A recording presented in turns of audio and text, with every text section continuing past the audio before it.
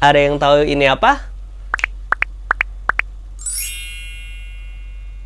Yeps, mayoritas teman-teman akan menjawab ini adalah kain sasirangan, khususnya teman-teman yang berasal dari Kalimantan Selatan, daerah saya. Tapi sebenarnya kain-kain tadi tidak semua merupakan kain sasirangan, melainkan adalah kain-kain yang memiliki karakteristik mirip dengan sasirangan atau bahkan hampir sama.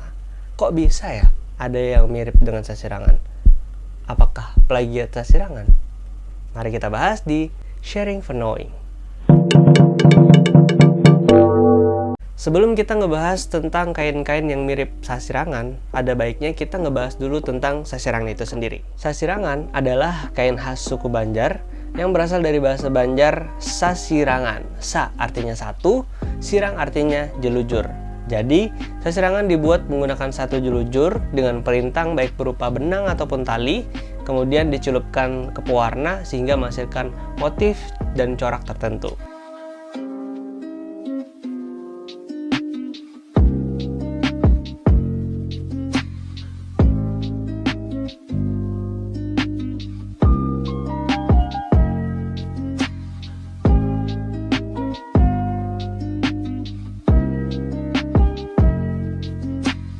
Pada mulanya, sasirangan digunakan sebagai media bata tambah atau pengobatan tradisional, dan ini didasarkan dari warna sasirangan yang digunakan. Semisal, sasirangan warna merah digunakan untuk penyembuhan sakit kepala dan sulit tidur. Begitupun warna lainnya yang digunakan untuk pengobatan macam-macam penyakit.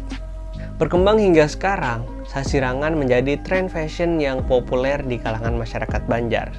Ada yang dibuat dalam bentuk baju kaos seperti yang saya gunakan, kemeja sasirangan, gaun, topi, tas, sendal, mukena, dan lain sebagainya. Dan bahkan sekarang banyak event-event di daerah Kalsel yang mengangkat pesona dari kain sasirangan ini. Menurut cerita turun-temurun suku Banjar tentang awal mula sasirangan ini, berawal dari abad ke-12 sampai 14 pada masa kerajaan Dipa.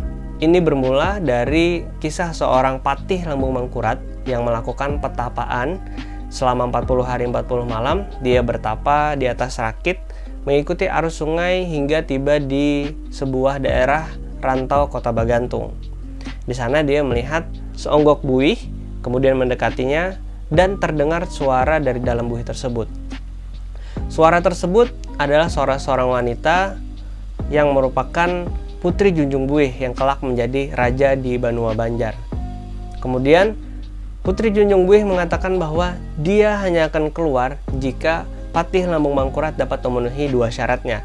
Yang pertama, dia harus membuatkan istana batu dalam waktu 1 hari. Dan yang kedua adalah kain langgundi yang diwarnai oleh 40 orang putri dengan motif padiwaringin.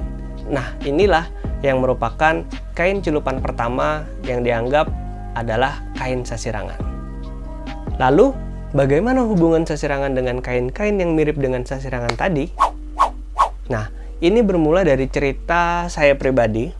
Pada saat itu, saya masih belum tahu nih tentang kain-kain khas daerah di Indonesia. Yang hanya saya tahu hanya tentang sasirangan dan batik.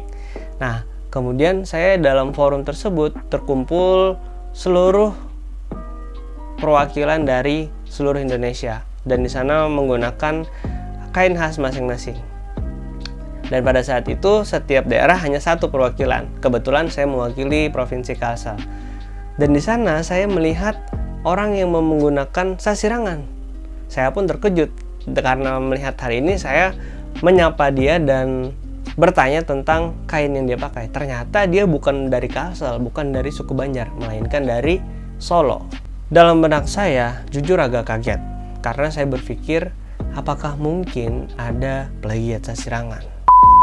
Ternyata setelah saya cari tahu tentang teknik pewarnaan sasirangan ini dan kain-kain yang mirip sasirangan ini telah ada sejak 5.000 tahun lalu di peradaban manusia tertua Mesopotamia, India, Peru, Meksiko, Yunani, dan juga Roma.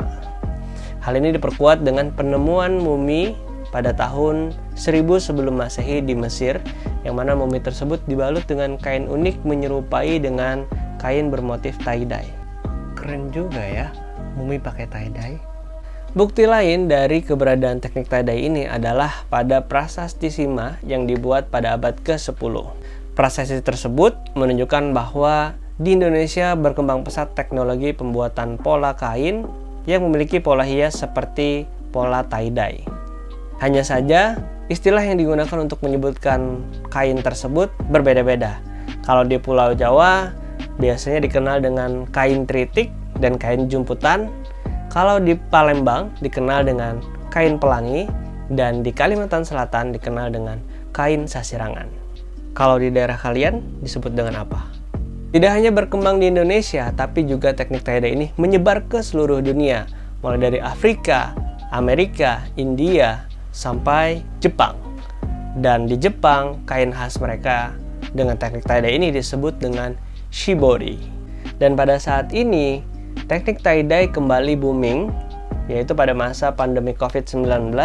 Kenapa? Karena banyak orang yang mencari aktivitas kreatif untuk bisa dilakukan di rumah, sehingga menimbulkan perasaan bahagia. Pada Mei lalu, pencarian kata kunci tie-dye di platform media sosial Pinterest meningkat hingga 462%.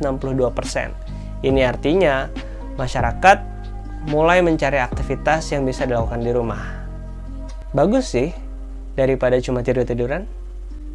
Nah, semua kain-kain tadi, walaupun memiliki teknik dasar pewarnaan yang sama, yaitu tie-dye atau ikat celup, namun mereka memiliki karakteristik yang berbeda-beda tergantung dari daerah asalnya, termasuk sasirangan. Sasirangan yang membedakan dengan kain lainnya adalah pada motifnya. Motif-motif sasirangan memiliki motif dasar yang telah didaftarkan pada Dirjen Haki Departemen Hukum dan HAM Republik Indonesia. Sebanyak ada 12 motif, misalnya ada motif iris budak, motif kambang kacang, bayam raja, dan lain sebagainya. Namun berkembang juga motif-motif kreasi karya pengrajin sasirangan. Motif-motif sasirangan ini dibuat dengan memiliki makna dan filosofinya masing-masing, jadi nggak sembarangan. Nah, kita sebagai generasi muda yang mewarisi budaya-budaya ini, sudah sepatutnya lah kita untuk melek, peduli, bangga, dan mempelajari serta melestarikan budaya-budaya ini. Sekian sharing kali ini, terima kasih buat yang udah nonton. Dan buat teman-teman yang pengen nambahin ataupun koreksi, silahkan komen di bawah, karena kita ada di Sharing for Knowing.